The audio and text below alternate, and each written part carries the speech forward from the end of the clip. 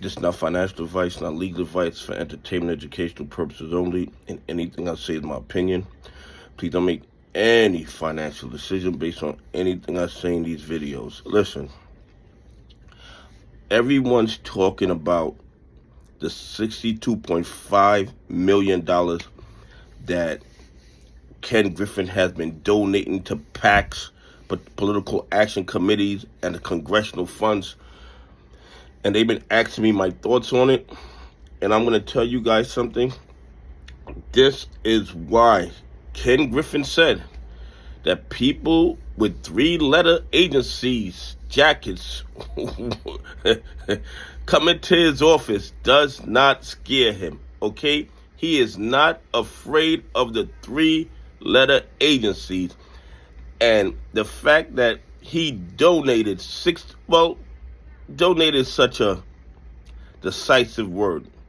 The fact that $62.5 million of Ken Griffin money went to political action committees and congressional funds that's aligned with Republican agendas is probably one of the reasons why Ken Griffin believes that he is above the FBI, the SEC, the DOJ, and any other three-letter agency that might be considering investigating what he does.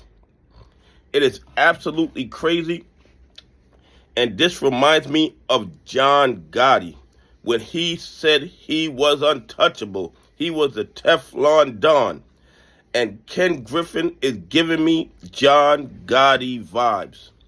But the thing that brought down John Gotti was he thought he was invincible. He had prosecutors going home and discussing the case with their family at the dinner table. And the thing is this: when you have a conflict with a government agency or a prosecutor, it's not supposed to be personal. A lot of times, the prosecutor wins, the prosecutor loses, the defense wins, the defense loses, they shake hands, and then they battle again. But John Gotti made it so personal that the prosecutors wanted to keep going after him. But John Gotti wasn't donating $62.5 million to Republican political action committees, and he wasn't donating $62.5 million to congressional funds. So even though Ken Griffin is giving the John Gotti vibes with the way he talks and the way he acts and the things that he says,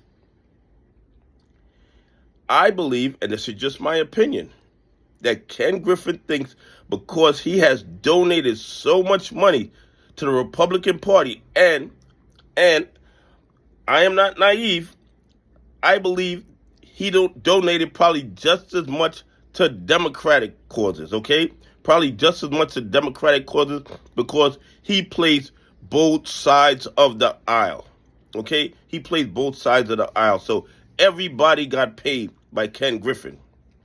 And because Ken Griffin has donated, and I use that word very loosely, has donated $62.5 million to these PACs and these congressional funds, he believes that the FBI, the SEC, the DOJ cannot touch him.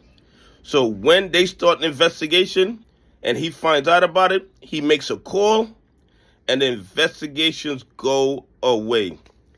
How can somebody in any industry have the amount of fines for breaking the rules like Citadel does and is still able to participate in that industry?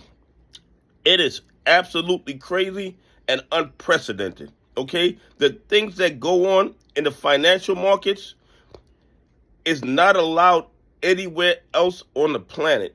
And the United States stock market, in my opinion, is the most corrupt stock market. And like I tell you guys all the time, had somebody told me 5 years ago that our stock market was so corrupt, I would have told them that they were crazy. Anyway, please leave some comments. Tell me what you think. Why do you think Ken Griffin feels he is above the FBI, the SEC, and the DOJ? Is it because he donates millions to Democrats and Republicans? Anyway, have a great day. God bless, and I appreciate y'all on this journey with me.